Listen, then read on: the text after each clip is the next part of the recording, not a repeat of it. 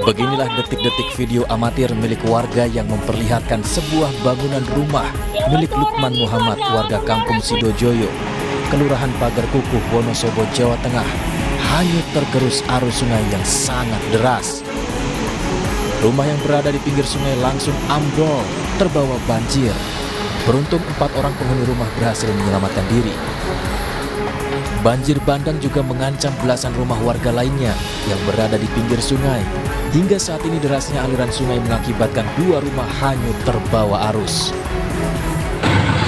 2 rumah huni, ini satu langsung ambruk dan satunya bangunan terbawa oleh derasnya air. Dari data BPBD Kabupaten Wonosobo, selain banjir, longsor juga terjadi di beberapa titik pada waktu yang sama. Petugas diterjunkan di beberapa lokasi untuk membantu warga dan mendata kerusakan yang dialami.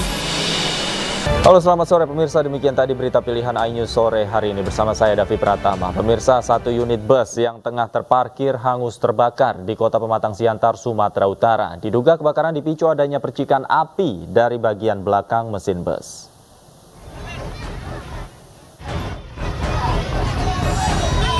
Sebuah bus yang tengah terparkir hangus terbakar di Jalan Sisingamangaraja, Kota Pematang Siantar, Sumatera Utara, Sabtu siang.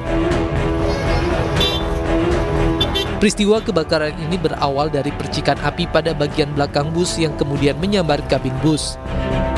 Dengan cepat, api merambat ke seluruh bagian bus. 4 mobil damkar diterjunkan untuk memadamkan api.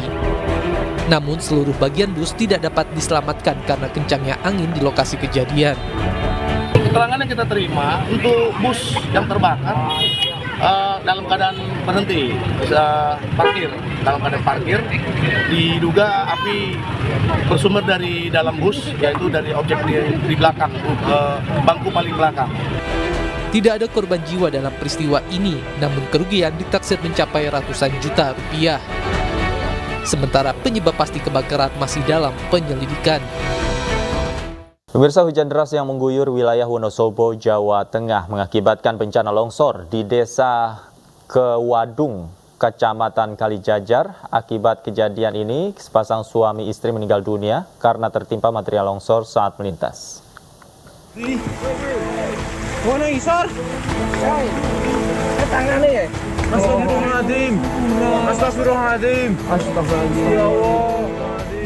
Inilah video amatir milik warga saat evakuasi pasca bencana longsor di Desa Kewadungan, Kecamatan Kalikajar, Wonosobo, Jawa Tengah. 2 orang dikabarkan meninggal dunia akibat peristiwa ini.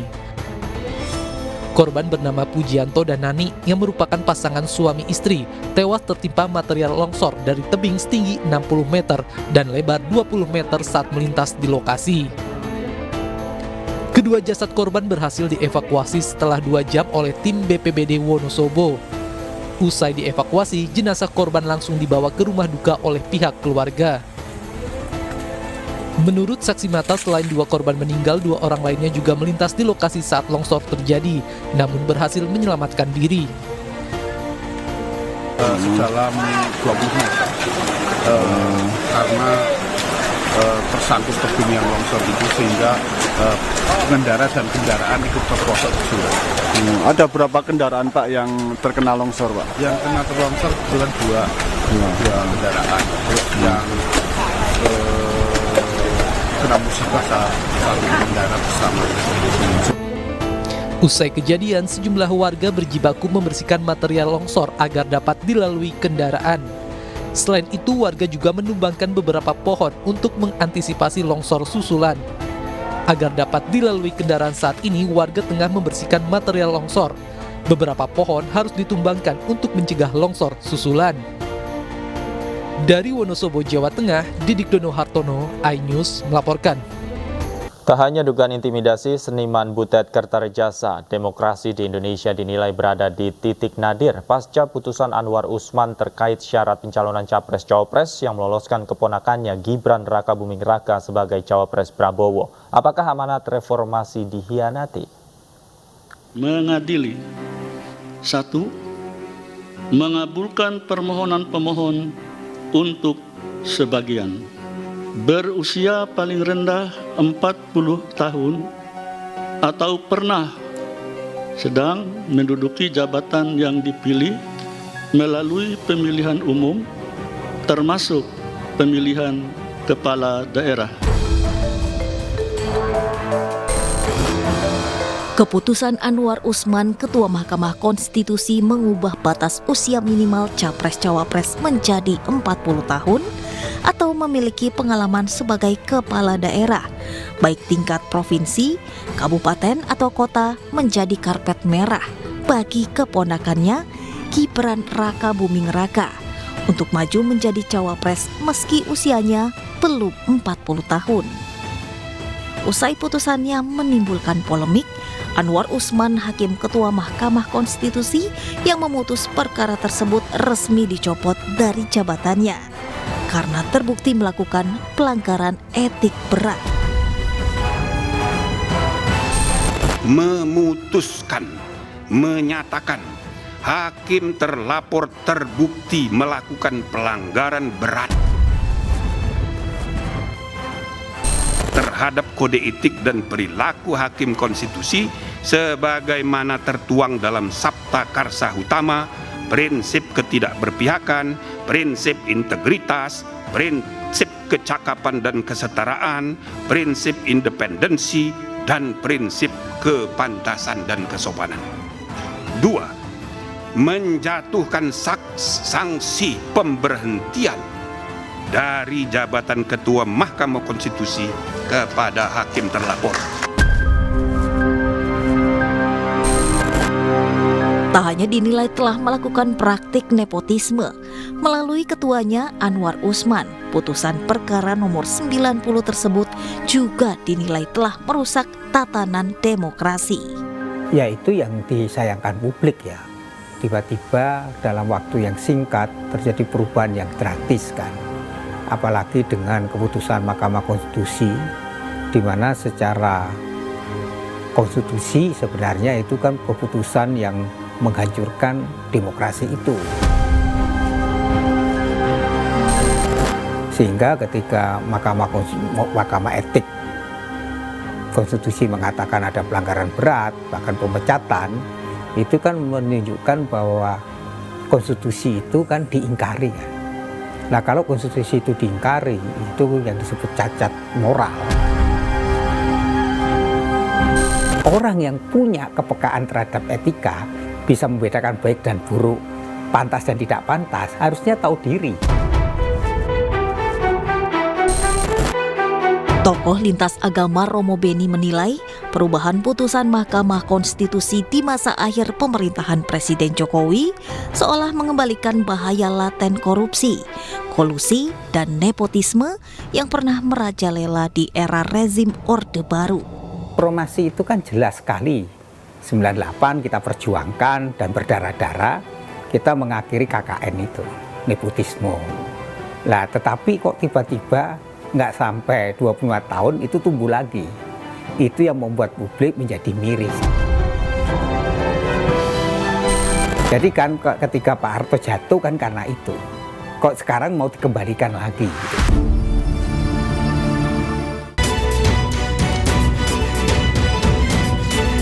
Demokrasi di Indonesia sedang tidak baik-baik saja. Koruptor tumbuh subur di negeri ini.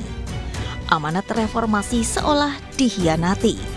Tak hanya mengalami stagnansi, namun pemerintah masuk fase degradasi dalam pemberantasan korupsi, kolusi, dan nepotisme.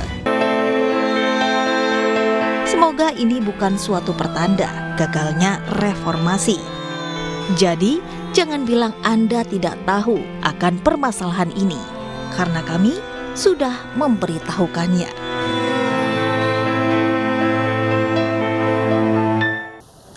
Kembali di News Sore, pemirsa, seorang nenek yang viral karena berorasi di mimbar bebas mahasiswa Universitas 17 Agustus telah menyatakan permohonan maaf karena menyebut institusi. Kepolisian juga membantah melakukan intimidasi usai sang nenek melakukan orasi. Undang-undang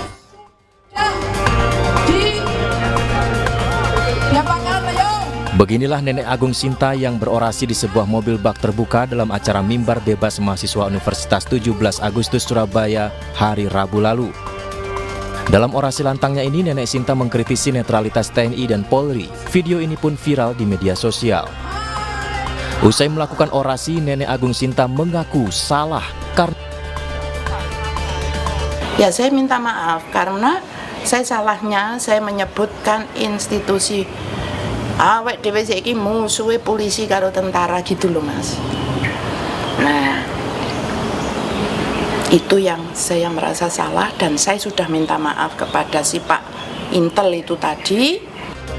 Kepolisian juga membantah ada anggota yang dikirimkan ke rumah Nenek Sinta. Sama sekali tidak ada intimidasi atau perintah untuk mendatangi sang nenek.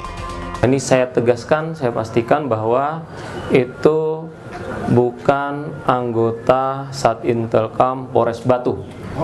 Kemudian sudah kami konfirmasi juga ke Bid Propam Polda Jatim ya terkait dengan berita itu kami sampaikan dan jawabannya itu bukan anggota Polda atau polisi Polda Jawa Timur ya.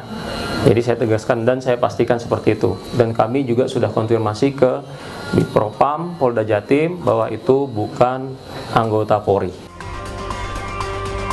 Sebelumnya Nenek Sinta mengaku gemas dan berorasi dengan adanya dugaan intimidasi, memberikan contoh seperti kasus Aiman Wicaksono hingga budayawan Butet Kertarajasa yang diduga mendapat intimidasi dari aparat. Tim Liputan iNews melaporkan. Dan untuk mengetahui informasi selengkapnya, kami telah terhubung dengan Kasih Humas Polres Batu, ada Ibda Trimo. Selamat sore Pak Trimo. Selamat sore. Pak, kami ingin mengklarifikasi Pak, jadi yang kemarin mendatangi ke rumah nenek ini apakah anggota Polri atau bukan? Ya, kami jelaskan bahwa yang datang ke rumah aktivitas tokoh masyarakat yang ada di Kota Batu kemarin itu bukan anggota Polres Batu, istilahnya anggota Satintel Polres Batu. Ya, ditegaskan lagi bahwa itu bukan anggota Satintel Polres Batu. Dan juga beliau, Bapak Kapolres, konfirmasi ke Bidpolda Jatim bahwa itu juga bukan anggota Polda Jatim. Demikian. Mengapa kemudian tuduhannya bisa ke anggota kepolisian, Pak? Nah, itu kemungkinan dari ibunya atau tokoh aktivis tersebut menduga bahwa itu anggota Satintel Polres Batu. Begitu demikian. Baik, kalau untuk kegiatan pada saat yang bersangkutan ini orasi, apakah pihak kepolisian mengetahui, Pak? Kalau orasi dari Polres Batu ini mengetahui itu di TikTok, ya, di media sosial. Jadi anggota Polres Batu mengetahui bahwa ibu aktivis yang ada di Kota Batu yang diuntak itu dari media sosial. Oh, oke. Artinya mengetahui melalui media sosial. Apakah sebelumnya tidak ada mungkin surat pemberitahuan pada saat penyelenggaraan acara? Tidak ada. Jadi itu diselenggarakan kan di kota lain, di Surabaya, bukan di Kota Batu. Oh, oke. Namun domisili datang ke sana. Domisili yang bersangkutan di Batu, Pak, ya? Ya, betul. Pasca ramai, kemudian video ini viral di media sosial, Pak. Apakah anggota kepolisian sudah berkoordinasi dan bertemu langsung kepada yang bersangkutan? Belum. Jadi sampai saat ini dari kepolisian Polres Batu belum pernah berkoordinasi dengan Ibu Sinta. Belum pernah, Pak, ya? Belum pernah. Oke. Kalau dari kepolisian sendiri menyikapi adanya video yang viral, kemudian juga ada tuduhan menyasar atau dugaan menyasar anggota kepolisian datang ke rumah yang bersangkutan, seperti apa, Pak, sikap kepolisian? Jadi itu tuduhan dari mereka kemungkinan salah informasi atau salah menduga. Jadi kami menghimbau aja kepada masyarakat untuk tidak selalu menyangka ya kalau tidak benar-benar itu mungkin dari petugas ataupun dari orang lain ya. Itu harus betul-betul ditanya betul apakah itu orang bersangkutan itu dari instansi ataupun dari masyarakat tertentu. Demikian. Oke, ada rencana ke depan mungkin anggota ingin silaturahmi atau bertemu untuk mengklarifikasi secara langsung kepada yang bersangkutan? Belum, sampai saat ini masih belum. Nanti koordinasi dengan pimpinan kami, apakah diizinkan untuk ke sana atau tidak, ya. Nah, jadi kami tidak dengan keinginan sendiri dan bagaimana kita harus koordinasi dulu dengan pimpinan apabila ada perintah ke sana. Demikian. Oke, baik. Terima kasih banyak Pak Trimo atas waktunya sudah bergabung bersama kami di iNews Sore. Selamat sore, sehat selalu. Pemirsa, Siti Atikoh Ganjar hadir dalam acara Sarasehan bersama Ibu Rakyat memperingati Hari Anti Korupsi 9 Desember dan Hari Hak Asasi Manusia 10 Desember di Pullman, Jakarta.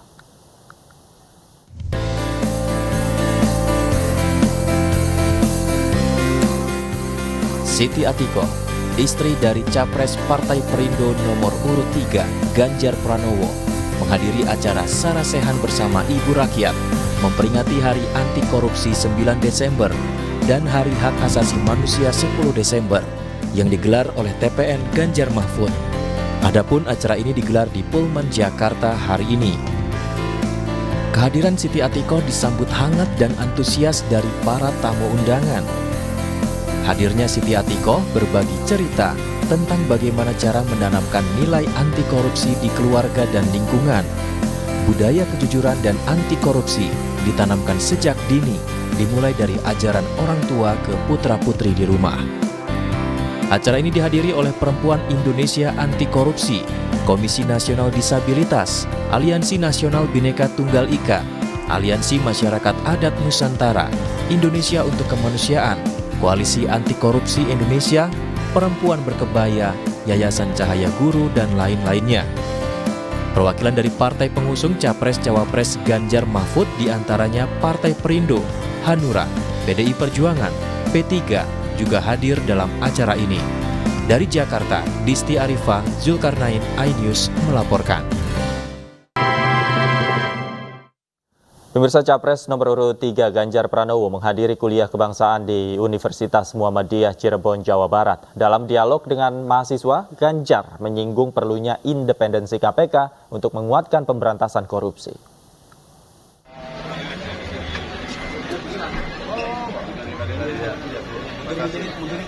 Calon Presiden nomor urut 3 menghadiri kuliah kebangsaan di Universitas Muhammadiyah Cirebon, Jawa Barat. Kedatangan Ganjar Pranowo langsung disambut antusias ratusan mahasiswa. Dalam kesempatan ini, Ganjar juga menyempatkan berdialog dan menjawab pertanyaan dari para mahasiswa terkait permasalahan korupsi di Indonesia. Ganjar menilai perlu adanya tindakan lebih untuk memberantas korupsi, termasuk membuat lembaga KPK kembali independen. Kita lakukan tindakan yang ekstra, penguatan KPK, bikin KPK makin independen, dan kita bawa pejabat yang koruptor ke Nusa Kambangan agar kemudian dia bisa memahami, mengerti untuk tidak melakukan. Saya kira itu yang bisa kita dorong agar orang bisa tobat untuk tidak melakukan praktek itu, dan pasti situasi ekonomi akan memburuk karena korupsi. Ganjar juga menilai perilaku koruptif bisa berdampak terhadap pendapatan penerimaan negara yang tidak optimal karena banyaknya perilaku oknum pejabat yang korupsi. Dari Cirebon, Jawa Barat, Toy Iskandar, iNews melaporkan. Calon Wakil Presiden nomor urut 3 Mahfud MD menghadiri acara Hari Anti Korupsi Sedunia 2023. Dalam kesempatan ini, Mahfud menegaskan pemberantasan korupsi harus dilakukan dengan benar dan sungguh-sungguh.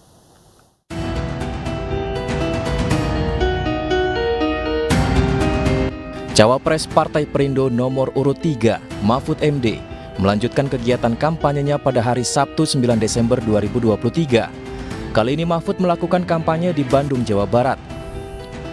Dalam kampanye di Bandung, Mahfud menghadiri kegiatan Hari Anti Korupsi Sedunia yang dihadiri relawan dan simpatisan dari partai pengusung Ganjar Mahfud. Dalam kesempatan ini Mahfud menyampaikan orasi kebangsaan terkait Hari Anti Korupsi Sedunia. Mahfud mengungkapkan Hari Anti Korupsi Sedunia ini merupakan bentuk momentum untuk merefleksikan diri dalam hal pencegahan dan penanggulangan korupsi di Indonesia. Hari ini adalah Hari Anti Korupsi Sedunia. Tentu kita akan mempertegas langkah-langkah kita untuk menegakkan hukum dan memberantas korupsi. Dan untuk itu nanti kita perlu dukungan dari masyarakat, terutama anak-anak milenial. Oh, bukan loh. Karena sekalian, korupsi itu adalah merampas hak-hak Anda semua. Mahfud menambahkan pasangan Ganjar Mahfud mempunyai sifat pemberani dalam melakukan pemberantasan korupsi, sehingga sudah semestinya para koruptor takut dengan pasangan nomor urut 3. Dari Bandung, Jawa Barat, Irfan Hardiansyah, Bagus Prasetya, iNews melaporkan. Menteri Pertahanan Republik Indonesia Prabowo Subianto mengunjungi korban erupsi Gunung Merapi di Kabupaten Agam, Sumatera Barat. Dalam kunjungannya ke posko evakuasi, calon presiden nomor urut 2 ini mengucapkan turut berbela-sungkawa serta mengapresiasi sekaligus berterima kasih kepada para relawan yang bekerja tanpa pamrih demi kemanusiaan.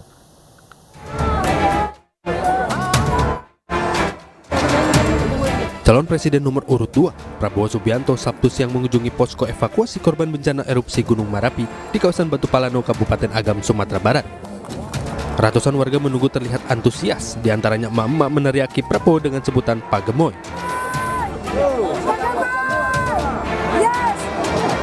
Di tenda pengaduan orang hilang posko erupsi Merapi, Prabowo menyampaikan rasa duka mendalam terhadap para korban, baik yang berhasil selamat maupun yang meninggal dunia. Sampaikan bela-sungkawa kepada keluarga korban, dan kedua saya ingin ucapkan terima kasih atas nama pemerintah kepada semua pihak yang telah bekerja keras membantu menyelamatkan para korban. Kunjungan Prabowo ke lokasi ini juga untuk memastikan penanganan korban erupsi Gunung Merapi sudah berjalan sebagai mestinya. Prabowo secara simbolis juga menyerahkan bantuan 35 unit motor trail untuk petugas Polresta Bukit Tinggi dan Kodim 0304 Agam. Dari Agam, Sumatera Barat, Wahyu Sikumbang, iNews melaporkan. Cawapres Gibran Rakabuming Raka mendatangi buruh pelabuhan di Cilincing, Jakarta Utara. Sejumlah buruh di Pelabuhan Cilincing, Jakarta Utara menyampaikan deklarasi dukungan, di mana dalam deklarasi tersebut turut dihadiri Cawapres Gibran Rakabuming Raka bersama istrinya Selvi Ananda. Gibran dan Selvi juga tampak membagikan sejumlah buku tulis dan susu kepada ibu-ibu dan anak-anak di lokasi. Sementara itu dalam pidatonya Gibran mengungkapkan akan memprioritaskan masyarakat buruh pelabuhan untuk segera mendapatkan sertifikasi profesi dan bergotong royong mempercantik tampilan rusun Cilincing demi kesejahteraan masyarakat.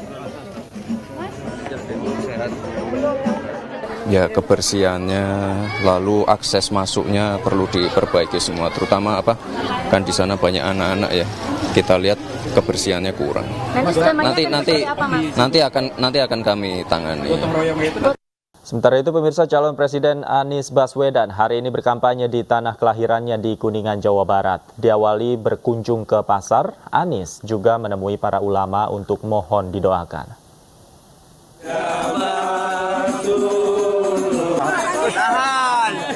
Memasuki pekan kedua masa kampanye calon presiden nomor urut 1 Anies Baswedan hari ini memantau harga sembako di Pasar Kepuh Kuningan. Setelah berkunjung ke pasar, Anies sempat bertanya ke pendukungnya terkait harga sembako dan konsep perubahan yang dicanangkannya. Jadi kami tanya, ini harga kebutuhan pokok murah atau mahal? Mahal. Kalau mahal mau diteruskan atau mau diubah? Anies juga menyempatkan melihat dari dekat rumah adat Kuningan yang masih terpelihara, yang juga merupakan petilasan Eyang Hasan Maulani, salah seorang pejuang dari Kuningan. Anies beserta rombongan termasuk mantan Gubernur Jawa Barat Ahmad Heriawan dan juga anggota DPR RI Maman Imanul Haq diterima oleh para ulama sepuh dan keturunan Eyang Hasan Maulani. Selain menyampaikan maksud kedatangan ke petilasan tersebut kepada para ulama, Anies juga mohon didoakan di Pilpres 2024. Terus kepada para kiai, para ulama, kami melaporkan bahwa kami mendapatkan amanah untuk mengikuti kontestasi pemilihan presiden. Mohon doanya agar bisa menjalankan ini dengan amanah. Doanya agar bisa mendapatkan kepercayaan dari masyarakat Indonesia. Dan mohon doanya agar bisa istiqomah dalam perjalanan ini. Sementara itu di Gor Ewangga, Anies juga berkampanye di depan sekitar 3.000 pendukungnya, baik kader dari 3 partai pengusung maupun para simpatisan. Dalam orasi politiknya, Anies mengajak adanya perubahan. Tim Liputan iNews melaporkan. Cawapres nomor urut 1 Muhaimin Iskandar alias Caimin hari ini melaksanakan kampanye di Sumatera Utara. Ketua Tim Kemenangan Daerah Amin Edi Rahmayadi yang juga mantan Gubernur Sumatera Utara turut mendampingi Caimin.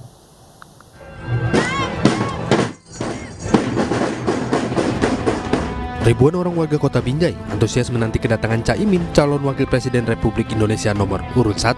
Banyaknya warga sempat membuat Caimin kesulitan untuk memasuki areal gedung olahraga.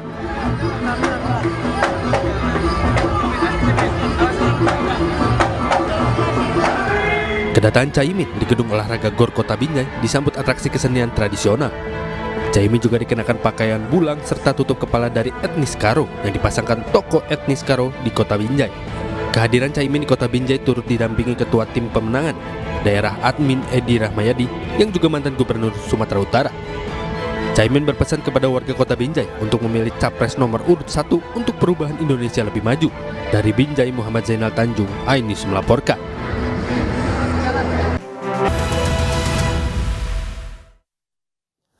Pemirsa, Menteri Dalam Negeri Tito Karnavian mengapresiasi pelayanan publik Kota Makassar yang sudah menerapkan konsep Metaverse. Menurut Tito, pemerintah daerah harus mempunyai terobosan untuk menarik investasi dari para investor, khususnya dalam hal pelayanan.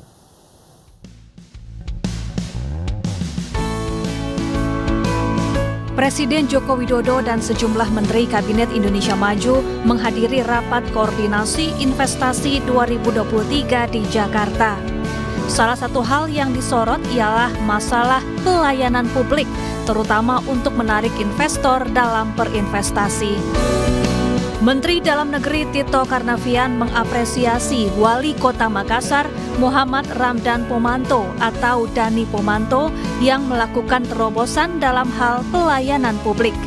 Makassar kini sudah menerapkan konsep Metaverse dalam pelayanan publik sehingga memudahkan masyarakat dan para investor. Digitalisasi mal pelayanan publik ini bukan hanya dalam bentuk gedung, tetapi dalam bentuk virtual yang lebih canggih. Bahkan banyak terobosan yang dibuat oleh teman-teman kepala daerah. Salah satunya yang saya lihat di tempatnya Pak Dani, Makassar ini. Ya. Ini beliau sudah pada posisi bukan lagi manual, tapi pada posisi digital penuh. Pelayanan publik bukan lagi dalam bentuk gedung. Gedung juga beliau ada, tapi dalam bentuk virtual melalui Metaverse. Itu saya salut sama Pak Dani dan mungkin teman-teman yang ada. Metaverse, iya. Jadi petugas-petugasnya menjadi avatar, punya avatarnya masing-masing. Petugas dari ATR avatar, petugas dari dari Kementerian Lingkungan juga avatar, dari Dinas Perdagangan avatar, ada avatarnya, ruangan-ruangannya. Sementara itu, Wali Kota Makassar Dani Pomanto optimis dapat mewujudkan mimpinya membangun dunia baru lewat Makaverse atau Makassar Metaverse. Konsep ini resmi diperkenalkan ke masyarakat pada Maret 2022 lalu. Dari Jakarta dan Makassar, Sulawesi Selatan, Leo Muhammad Nur, iNews melaporkan. Pemirsa, ratusan mahasiswa dari perguruan tinggi dalam dan luar negeri menghadiri event Indo Synchronized Land di Bandung, Jawa Barat. Event yang digelar selama 3 hari ini bertujuan untuk meningkatkan pemahaman sosial budaya antar generasi muda negara-negara ASEAN dan Jepang.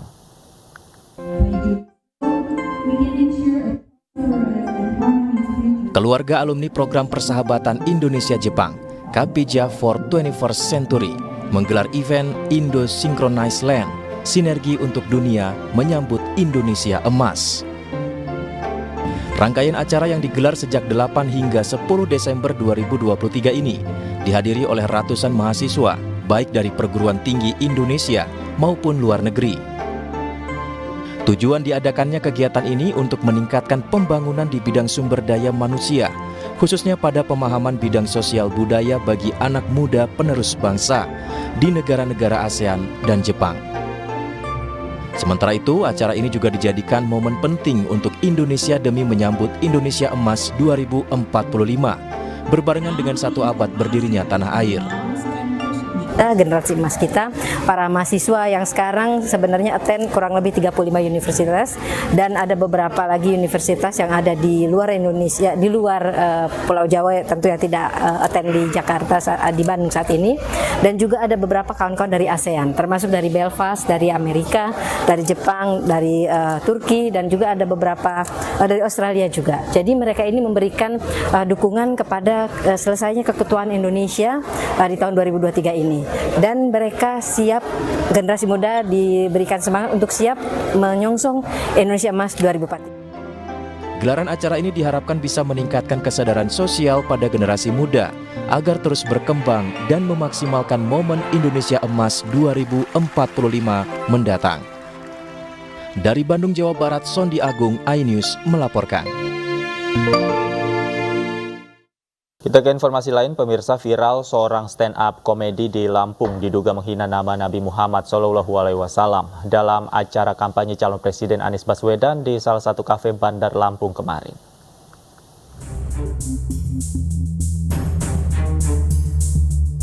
Inilah potongan video viral terkait materi stand-up yang diduga menghina Nabi Muhammad SAW saat ini sedang berseliweran di dunia maya dan menjadi perbincangan para netizen.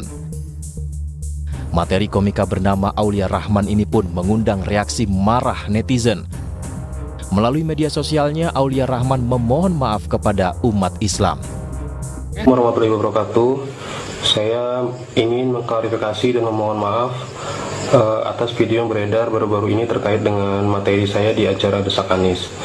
Di materi tersebut saya tidak ada maksud sama sekali menyindir Nabi Muhammad SAW.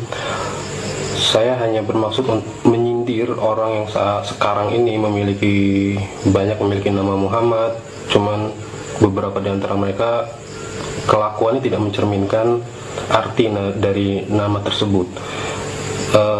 Sekali lagi saya menyesali perbuatan saya, menyesali apa yang sudah saya sampaikan di acara tersebut.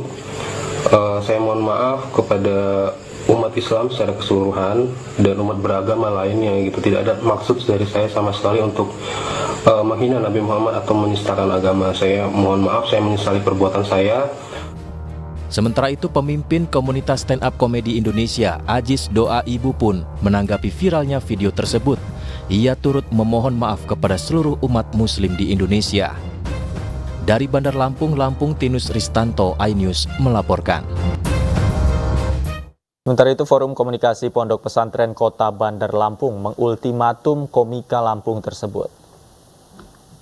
Sebenarnya nama Aulia itu bagus ya, pemimpin. Video viral diduga menghina nama Nabi Muhammad ini diucapkan oleh komika Aulia Rahman dalam stand-up-nya di sebuah kafe di kawasan Sukarame, Bandar Lampung. Aulia Rahman dalam materinya mengatakan apa pentingnya arti sebuah nama, seperti nama Nabi Muhammad yang jika dicek ada beberapa nama Muhammad di dalam penjara. Menyikapi kasus ini, Forum Komunikasi Pondok Pesantren Kota Bandar Lampung mengultimatum Aulia Rahman untuk segera menyampaikan permohonan maaf. Kalau sampai tidak ada niat baik kalian, Aulia Rahman untuk minta maaf oleh tokoh-tokoh agama, maka saya, Ketua Forum Pondok Pesantren Bandar Lampung, akan melaporkan resmi sebagai jalur hukum penistaan agama ini. Ini udah masuk delik penistaan agama. Selain diduga melecehkan Nabi Muhammad, komika Lampung ini juga diduga melecehkan Capres nomor urut 1 Anies Baswedan yang disebut terlambat datang ke lokasi kampanye karena mampir ke tempat prostitusi.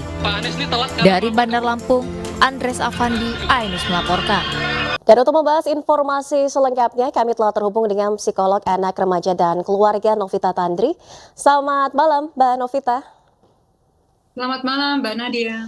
Iya, Mbak Novita, dalam Undang-Undang Penghapusan KDRT ini disebutkan jika ada dugaan KDRT, maka orang-orang terdekat dari pelaku harus segera dievakuasi. Namun ini justru setelah sang istri dirawat di rumah sakit, para anak-anaknya justru dalam kuasa pelaku hingga akhirnya dibunuh. Apakah Anda menilai ada dugaan kelalaian dalam penanganan laporan KDRT ini, Mbak Novita?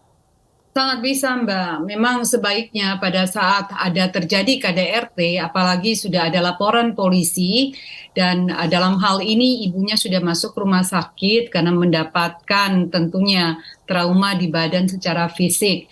Yang harusnya memang harus disingkirkan, dalam arti dipisahkan daripada pelaku yang melakukan KDRT tersebut, dan ini tidak dilakukan. Kelalaian sangat bisa terjadi di sini, Mbak. Baik, Mbak Novita, polisi menyebutkan ini motif ekonomi menjadi dasar pembunuhan secara sadis yang dilakukan oleh pelaku. Bagaimana analisa Anda? Apakah ini logis untuk menjelaskan pembunuhan secara keji yang dilakukan oleh ayah kandung para korban ini, Mbak Novita? Kalau hanya satu-satunya sebagai alasan secara ekonomi mungkin tidak ya, Mbak ya. Ada faktor lebih dari satu rasanya di sini. Kalau saya melihat salah satunya adalah felisida altruistik, Mbak Nadia, yaitu ada satu gangguan mental yang menganggap dengan menghabiskan nyawa anak kandungnya sendiri justru melepaskan penderitaan, kesulitan hidup, kesusahan-kesulitan yang sedang dialami oleh anak-anaknya. Dalam hal ini ada 4 anak. Atau yang kedua, karena juga ada faktor sosiologis. Dalam arti karena terjadi KDRT yang tinggal di tempat kontrakan ini, yang berhubungan dengan tetangga, dan pada saat dibawa ke rumah sakit dan adanya laporan polisi, dikirimkan surat supaya bisa melapor ke polisi untuk dimintain berita. Biasanya ada yang disebut dengan berita acara pemeriksaan. Sang ayah ini mungkin merasa sangat-sangat malu. Ada cibiran di sana, ada omongan di sana di antara tetangga, jadi membuat dia ada tekanan secara psikologis. Dan juga yang tadi di awal kita katakan sebagai adanya ekonomi, sangat bisa juga terjadi karena baru pindah kerja sebagai supir taksi di salah satu perusahaan taksi yang cukup terkenal di Indonesia. Jadi saya lihat ada faktor psikologis di sana, felisida altruistik, kita harus gali lebih dalam apakah ini satu-satunya atau ada gangguan bipolar di sana. Kedua yang tadi sosiologis, dan yang ketiga adalah baru masuk ke ekonomi tadi, Mbak. Baik, Mbak Novita, jadi ada dugaan tekanan psikis yang sangat kuat dan juga dugaan gangguan kejiwaan. Lalu bagaimana dengan pesan bertuliskan dengan menggunakan darah yang ditinggalkan diduga kepada istrinya, dan juga dengan cara membunuh anak-anaknya yang sangat sadis dengan cara dibekap? Analisanya, Mbak Novita. Mbak, kalau saya melihat bahwa felisida altruistik, ada yang satu juga disebut dengan balas dendam kepada pasangan. Karena saya melihat di sini selain dia setelah membunuh 4 anak kandungnya, dia juga berusaha untuk membunuh dirinya sendiri walaupun tidak berhasil. Jadi ada semacam, kalau lihat dari tulisan yang ditinggalkan di lantai bahwa puas, thanks for all, kurang lebih seperti itu ya, Mbak ya. Iya. Dan saya lihat mungkin ada unsur di mana dia ingin memberikan semacam balas dendam dengan mengirim anak-anaknya ke alam maut. Jadi ada semacam. Jadi harus kita telusuri sih lebih dalam mengenal hal ini, Mbak Nadia. Baik, Mbak Novita, apa saja ciri-ciri seseorang mengalami masalah psikis dan mungkin apa yang bisa kita lakukan untuk menolong orang dengan masalah psikis ini agar tidak membahayakan, Mbak Novita? Iya, Mbak, ini tentunya memang kesehatan mental begitu pentingnya ya. Kita melihat di sini bahwa begitu banyak faktor-faktor yang bisa menyebabkan kesehatan mental yang kalau tidak ditangani dengan baik bisa mengarah kepada gangguan mental.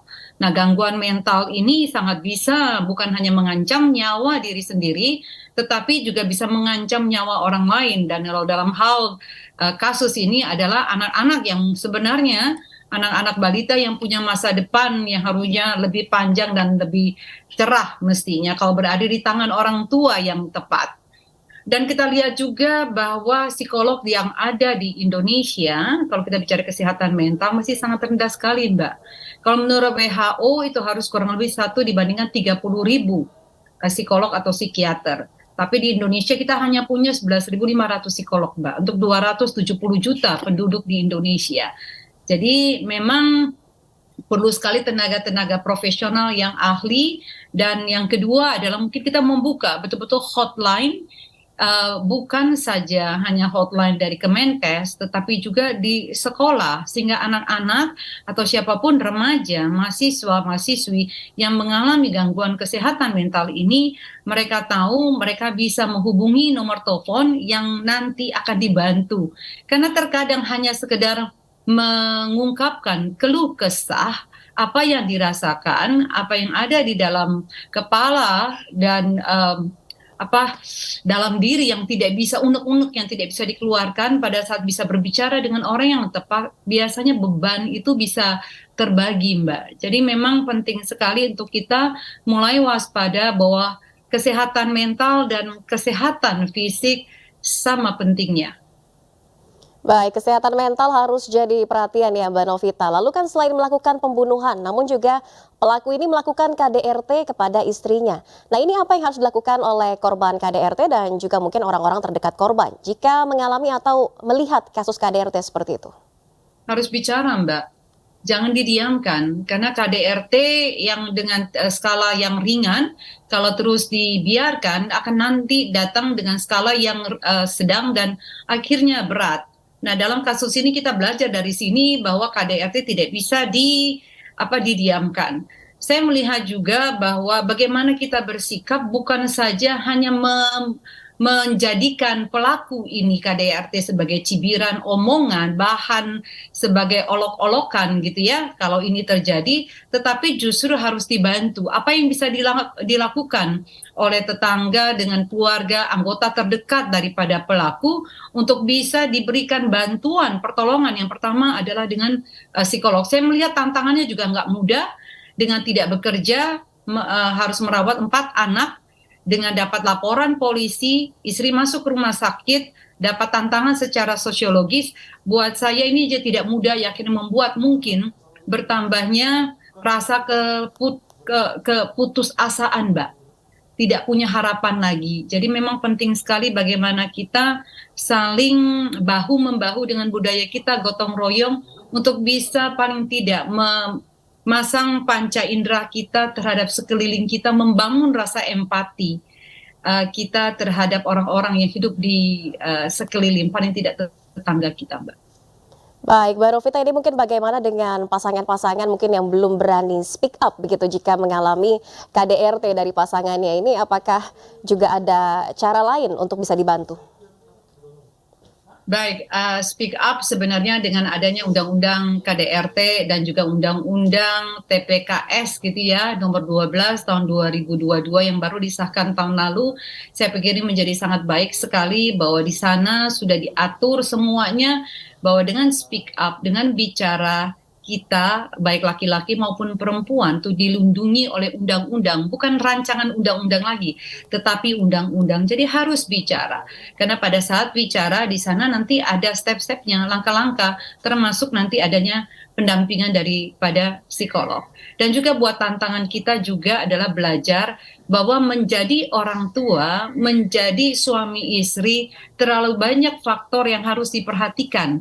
Bukan saja mempersiapkan upacara pernikahan, ada hal yang jauh lebih penting adalah apakah kedua orang ini, pasangan yang akan menikah, sudah siap secara fisik, fisiologis, secara psikologis, secara finansial, secara spiritual atau religi. Karena hal-hal ini nantinya akan membuat kedua orang ini kalau sudah siap akan membina mahligai pernikahan yang kuat, Mbak. Jadi punya tiang pondasi yang kuat, sehingga anak-anak pun yang dihasilkan di dalam keluarga ini dijadikan sebagai amanah dan anugerah yang perlu pertanggungjawaban nantinya kalau kita sebagai orang yang beragama ya, di hadapan Tuhan kita masing-masing. Kalau ini kuat dari awal, Mbak, segala tantangan yang dihadapi biasanya akan lebih kuat dan lebih mudah untuk diatasi. Kalau dasar pondasi pernikahannya juga memang kuat dengan motivasi yang benar tentunya. Baik, terima kasih Mbak Novita Tandri, psikolog anak, remaja, dan keluarga atas waktunya bergabung di Aini Sore. Salam sehat, selamat malam. Nah, pemirsa, untuk mengetahui informasi selengkapnya kami telah terhubung dengan seniman Butet Kartarejasa. Selamat malam, Bang Butet. Selamat malam. Iya, Bang Butet, ini infonya saluran komunikasi Anda terputus atau dilumpuhkan begitu. Bagaimana kronologinya, Bang Butet? Ya, subuh tadi saya bangun tidur, buka WA, lalu saya diminta mengisi nomor OTP di WA saya. Saya sudah tulis OTP-nya 3 kali dan benar, malah setelah itu terputus. WA saya tidak bisa diakses lagi. Baik, Bang Butet, untuk telepon ataupun pesan sama sekali tidak bisa? Pagi itu dilanjutkan, telepon tidak bisa digunakan. Kalau kawan dari luar menelpon saya juga tidak bisa masuk. Sampai sekarang WA-nya juga belum bisa aktif, tapi handphone, seluler bisa digunakan. Baik, Bang Butet, apakah menurut Anda ini ada kaitannya dengan pernyataan Anda terkait dengan dugaan intimidasi aparat dalam pentas seni Anda, begitu Bang Butet? Saya tidak tahu, ada hubungannya atau tidak tahu. Baik, Bang Butet, apakah Anda akan melaporkan ini ke pihak kepolisian terkait dengan upaya peretasan begitu, ataupun upaya untuk memutuskan komunikasi Anda? Tidak, saya tidak akan lapor polisi. Saya lapor ke kawan-kawan saya yang ahli IT untuk menghidupkan lagi WhatsApp saya. Saat ini prosesnya bagaimana, Bang Butet? Sudah bisa dibetulkan kembali oleh kawan-kawan Anda? Belum. Kalau dari security WA menyebutkan besok dini hari, subuh, konon akan bisa dihidupkan lagi, ya kita tunggu saja. Baik, Bang Butet, ini kan sebelumnya memang ada pernyataan terkait dengan pentas seni Anda, ada dugaan intimidasi dari aparat begitu. Ini kan juga Anda sudah sebelumnya dilaporkan ke Barreskrim Polri. Terkait ini ada update, Bang Butet, apakah siap jika nantinya dipanggil oleh pihak kepolisian? Oh, tentu saja. Warga negara yang baik harus patuh hukum. Kalau memang nanti dari laporan itu terbukti ada kandungan pidana, dan saya harus bertanggung jawab, ya saya akan berkunjung ke Barreskrim, menjelaskan masalahnya. Itu warga negara yang baik harus begitu. Baik, Bang Butet, ada bukti-bukti apa saja yang Bang Butet siapkan? Enggak ada bukti, ya. Mulut saya ini buktinya.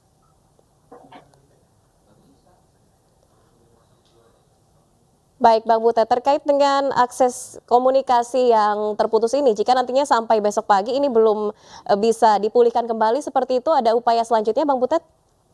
Oh, terus kawan-kawan IT kan malu kalau sampai nggak bisa menghidupkan WA saya. Oh, level hacker nggak bisa menghidupkan. Nanti tentu saja saya juga bisa minta tolong kepolisian. Kan kepolisian juga punya ahli-ahli cyber. Ya saya minta tolong polisi untuk membantu menghidupkan WhatsApp saya. Baik, Bang Butet, ini kan Bang Butet juga sudah sering ya mengadakan pentas seni atau pentas teater seperti itu. Apakah sebelum-sebelumnya pernah ada intimidasi juga, Bang Butet? Enggak pernah ada. Saya pentas di musim pemilu itu juga beberapa kali. Tidak pernah disuruh menandatangani berkomitmen tidak bicara politik, itu nggak ada. Ya baru kali ini saja ketika Republik sedang tidak baik-baik.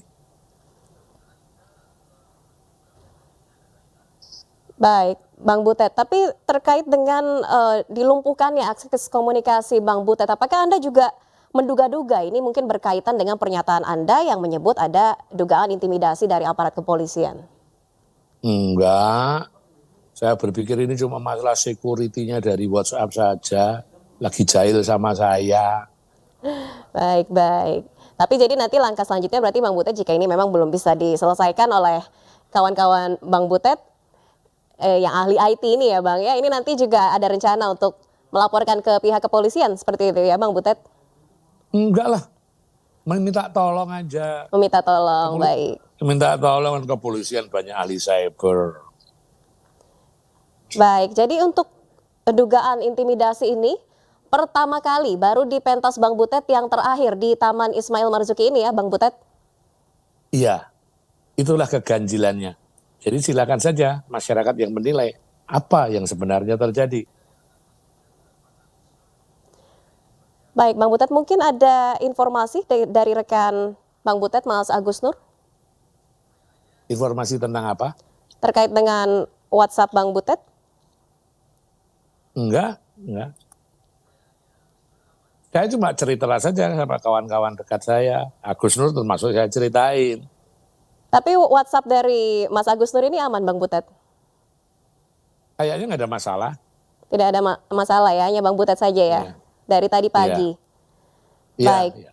Bang Butet, ini terkait pelaporan ke Bareskrim Polri. Ini yang dilaporkan oleh sejumlah advokat terkait dugaan hoax, penyebaran hoax dalam ucapan Bang Butet yang menyebut ada intimidasi dari aparat. Nantinya apa yang akan disampaikan Bang Butet kepada pihak kepolisian jika nantinya dipanggil? Ya tergantung pertanyaannya. Bareskrim akan memanggil saya, akan tanya apa, ya saya jawab sebisanya, semampunya. Saya juga akan bertanya apa betul, apa yang saya nyatakan ini hoax atau tidak. Lalu saya itu cuma menceritakan apa yang terjadi pada saya. Baik, namun yang dilaporkan oleh sejumlah advokat ini Anda menyebarkan hoax. Tanggapannya bagaimana Bang Butet? Ya nggak apa-apa, waktu itu pengaduan, kawan-kawan dari advokat itu kan punya hak untuk berkegiatan. Seperti juga saya punya hak untuk berkesenian. Sama, ya udah saling dihormati. Lawyer berkegiatan, silahkan. Baik Bang Butet, jadi nanti jika sudah tiba waktunya akan dipanggil oleh pihak kepolisian, ini akan menceritakan seperti apa detail-detailnya ya Bang Butet ya, terkait pentas seni tersebut. Ya kalau ditanyain, tergantung pertanyaannya apa. Menjawab sesuai kebutuhan. Baik Bang Butet, bagaimana terkait dengan reaksi dari netizen? Ini kan juga tentunya media sosial Bang Butet ini banyak diserbu oleh netizen atas pertanyaan dugaan intimidasi aparat. Bagaimana itu Bang Butet? Ya kalau netizen kan pasti suaranya itu negatif dan positif. Yang nugut negatif ya ngeledek-ngeledek saya. Oh Butet cari popularitas. Butet itu cuma pulsanya habis. Lalu ribut. Oh Butet itu cari perhatian. Ya nggak apa-apa. Lalu yang lainnya juga memberikan dukungan. Menguatkan saya. Semua outputnya itu cuma minus dan negatif. Ya nikmati saja. Baik, jadi pro kontra ya Bang Butet ya, ada yang mendukung namun juga tentu ada netizen yang nyinyir begitu ya Bang Butet. Nah terakhir mungkin Bang Butet, harapannya untuk jalur komunikasi Bang Butet ini via WhatsApp dan juga via telepon seperti apa ini jika besok juga masih belum bisa dipulihkan begitu Bang Butet? Nanti tergantung semesta. Semesta membimbing, menghidupkan lagi WhatsApp saya. Gitu aja. Baik, terima kasih Bang Butet Kartarejasa. Iya, semoga semesta mendukung Mas Butet dan besok jalur komunikasinya kembali pulih. Selamat malam, terima kasih telah bergabung di AINI Sore.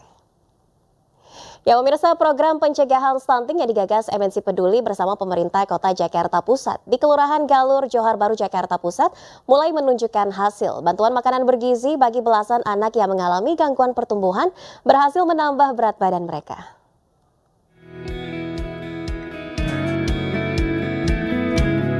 Program pencegahan stunting Jakarta Beraksi, kolaborasi antara MNC Peduli dan Pemkot Jakarta Pusat menunjukkan keberhasilan. Keberhasilan ditunjukkan dengan naiknya berat badan sebagian besar anak-anak yang mendapat pendampingan secara signifikan. Tiap 3 bulan, anak-anak dengan kondisi gangguan pertumbuhan ini mendapat pendampingan berupa makan siang dan sore yang sehat dan bergizi setiap harinya. Alhamdulillah berat badan anak saya dari awalnya memang stuck di 9 kilo lebih, sekarang udah 10 lebih selama pemberian makan dari bantuan ini. Sementara bagi anak-anak yang berat badannya belum naik akan terus dipantau dan didampingi oleh Puskesmas Jalur dan kader Posyandu setempat. Dalam pertumbuhan berat badan yang signifikan juga, yang bagus juga, tapi ada beberapa yang tidak naik berat badannya disebabkan karena anemi, kemudian juga TB paru. Tapi kita tetap pantau kondisi balita tersebut dengan memantau ke puskesmas dan juga merujuk ke rumah sakit apabila dibutuhkan. Karena yang kita ketahui stunting ini kan berdampak bukan hanya dalam masa pertumbuhan tetapi berkelanjutan juga. Jadi dengan pencegahannya harapannya ini bisa membantu kita untuk mencapai Indonesia Emas 2045. MNC Peduli akan terus menunjukkan komitmennya dalam membantu menekan angka stunting di Indonesia demi mencapai generasi emas di 2045. Dari Jakarta, Abdul Aziz dan Di Bernadi, iNews melaporkan. Pemirsa, memperingati Hari Anti Korupsi dan HAM Sedunia, masa memenuhi Stadion Madia Gelora Bung Karno, Senayan, Jakarta.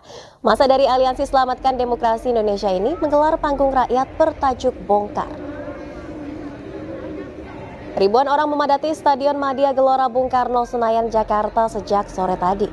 Mereka menyaksikan orasi dari sejumlah tokoh yang hadir dalam rangka peringatan Hari Anti Korupsi dan HAM Sedunia. Kegiatan ini berkonsep panggung rakyat bertajuk Bongkar yang merupakan kolaborasi musisi dan aktivis. Masa juga disuguhkan pameran foto tentang sejarah Indonesia dan replika makam-makam pegiat HAM. Adapun para tokoh yang hadir diantaranya Usman Hamid, Gunawan Muhammad, Faisal Basri, Laude Muhammad Syarif, Zumrutin Susilo, dan Reynald Kasal.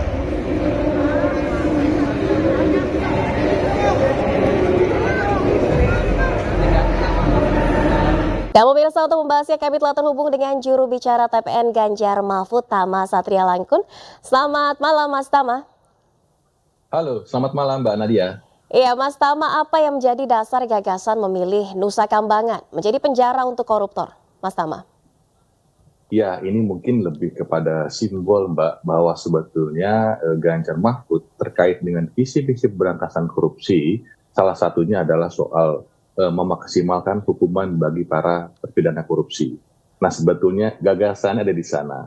Dan kemudian kenapa ada istilah Nusa Kambangan di sana? Karena kan juga kita ketahui bersama bahwa ketika bicara soal Nusa Kambangan, tentu itu identik sekali dengan yang namanya penjaranya angker lah, kira-kira begitu. Nah, dalam konteks itu sebetulnya juga kita berharap ketika ada pelaku tindak pidana korupsi itu dianggap kejahatan yang berat, kejahatan yang luar biasa, sehingga jangankan sanksinya, tempat untuk pemidanannya pun juga jauh di seberang sana. Kira-kira begitu poinnya, yang kemudian tidak seperti sekarang yang itu ada dekat dengan perkotaan. Demikian Mbak Nadia. Baik Mas Tama, tapi kan ini yang menjadi tantangan adalah implementasinya. Lalu ini bagaimana nantinya ini bisa terrealisasi untuk menjadikan Nusa Kambangan menjadi penjara bagi para koruptor? Ya, sebetulnya secara teknis kita punya banyak sekali isu ya kalau kemudian kita bicara soal lapas, soal over capacity, kemudian bagaimana hukuman atau kemudian pidana itu diberikan kepada pelaku tindak pidana korupsi, ini terus menjadi catatan. Tetapi kalau kemudian hanya memindahkan yang kemudian tadi Sukamiskin begitu jadi Nusa Kambangan, ya tentu itu tidak berat ya, sesuatu yang bisa dilakukan. Jadi kemudian misalnya pelaku tindak pidana korupsi semuanya ditaruh di sana, tidak seperti sekarang yang kemudian tersebar di mana-mana, yang juga ada ditahan juga sebagian besar suka miskin. Jadi secara teknis itu tentu saja sangat bisa untuk dilakukan.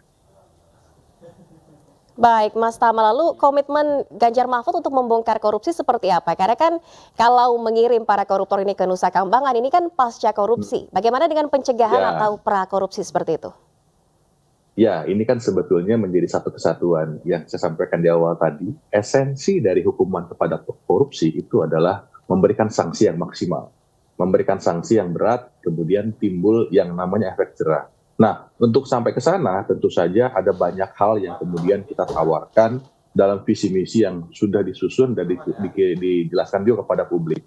Ya, pertama tentu saja bicara soal merevisi regulasinya, aturan-aturannya. Undang-undang tindak pidana korupsi kita ini sudah hampir 23 tahun, itu belum ada revisi, padahal modus, pola, jenis kejahatan korupsi itu terus berkembang. Nah, undang-undang kita belum bisa menjawab itu. Nah, itu kita pasti akan revisi. Kemudian undang perampasan aset, sehingga kemudian sanksinya bisa lebih berat lagi. Kemudian juga memudahkan para penegak hukum untuk bisa mengambil aset atau hasil kejahatan dari tindak pidana korupsi. Dan yang kemudian juga kita tidak lupakan adalah penguatan lembaga-lembaga negara. Jadi untuk bisa dibongkar perkara korupsi, tentu saja kita butuh KPK yang kuat, kepolisian yang kuat, kejaksaan yang kuat. Dan tentu saja ketiga lembaga ini harus punya hubungan yang baik dalam konteks harmonisasi pelaksanaan penindakan perkara tindak pidana korupsi. Jadi ada banyak tahapan yang sudah kita siapkan agar sanksi yang maksimal, sanksi yang berat untuk pelaku korupsi itu bisa dijatuhkan di negara kita. Baik, lalu nanti di era kepemimpinan Ganjar Mahfud, begitu, apakah hanya KPK yang bertugas ataupun bertanggung jawab memberantas korupsi, ataukah nanti akan ada yang lain, Mas Tama? Tidak, Mbak. Karena kalau kita bicara soal pemberantasan korupsi, dengan desain KPK yang seperti sekarang, tidak mungkin KPK bisa berantas korupsi se-Indonesia. Karena memang KPK itu punya batasan penanganan perkara, dia hanya menangani perkara-perkara yang orang bilang itu adalah big fish, atau perkara-perkara yang besar.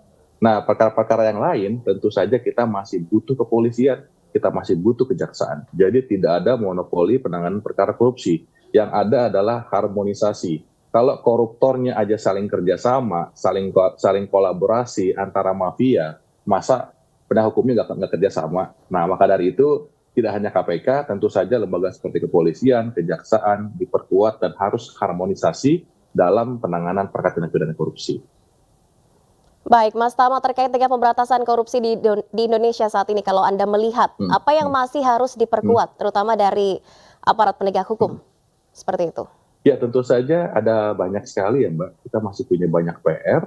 Kalau kita bicara soal IPK atau Indeks Persepsi Korupsi atau CPI, yang kemudian itu dilansir di seluruh negara, begitu, itu kita masih punya catatan dan hari ini IPK kita yang paling rendah dalam kurun waktu 2 periode terakhir. Jadi dari 2015 sampai dengan hari ini yang paling rendah adalah sekarang. Nah, tentu saja ini menjadi salah satu ukuran atau pijakan agar kita bisa melakukan kerja-kerja pemberantasan korupsi yang lebih efektif. Nah, kalau pertanyaannya, bagaimana apa yang perlu diperkuat? Tentu saja yang saya garis bawahi adalah soal koordinasi penanganan perkara, soal harmonisasi penanganan perkara. Ini yang kemudian memang harus kita tekankan sedari awal. Jadi KPK punya teman yang namanya kepolisian punya teman yang namanya kejaksaan, dan semuanya berteman untuk berantas korupsi. Nah, konsepnya sederhana itu. Namun dalam urusan teknis tentu saja ada banyak langkah-langkah yang harus kita siapkan.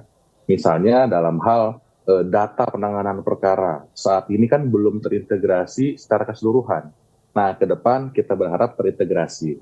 Kalau ada perkara-perkara yang macet, perkara-perkara yang mangkrak, itu kemudian bisa saling melihat, bisa saling berkoordinasi. Tentu saja dalam konteks hal ini, KPK menjalankan tugasnya untuk melakukan supervisi. Nah, ini yang harus kita perhatikan. Kemudian yang lain-lain kita juga harus lihat misalnya soal undang-undang yang belum ada, kita belum punya undang-undang perampasan aset, KPK, kejaksaan, kepolisian tentu masih sulit untuk merampas aset secara maksimal buat mengembalikan kerugian negara kepada negara kita. Ini karena memang regulasinya belum diatur secara serius dan masih ada yang bolong-bolong. Ini yang menjadi PR ke depan. Sehingga ketika Mas Ganjar dan Prof. Mahfud terpilih, saya rasa ini akan menjadi salah satu prioritas yang kita kerjakan, Mbak. Baik, Mas Tama, ini merupakan harapan kita bersama ya terkait dengan pemberantasan korupsi di Indonesia. Terima kasih Mas Tama Satria Langkun, juru bicara TPN Ganjar Mahfud atas waktunya di Aini Sore. Salam sehat, selamat malam.